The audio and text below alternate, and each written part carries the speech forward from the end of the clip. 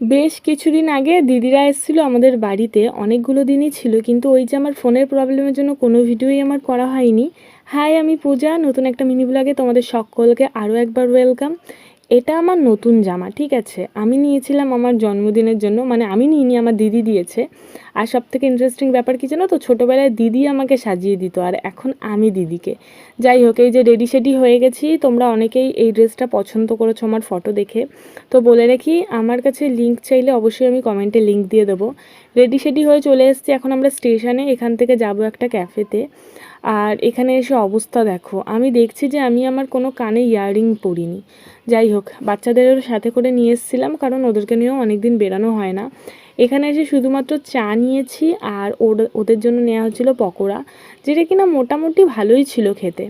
চা খেয়ে এখান থেকে বেরিয়ে গেছি, আর এত সুন্দর, এর সামনে পুরো ফাঁকা মাঠ, এত সুন্দর হাওয়া দিচ্ছিল, বেশ ভালো লাগছিল, একদম আসতে ইচ্ছে করছিল না। কিন্তু বাড়ি ফিরতে হবে, রান্না বান্না আছে, অনেক কাজ আছে। টুকটুক করে বাড়ির পথে। আর এখন আমরা খাচ্ছি স্পেশাল ফুচকা, যেটা কিনা দিদিরা আসলে প্রতিবারই ওদেরকে নিয়ে আমি যাই এখানে খেতে।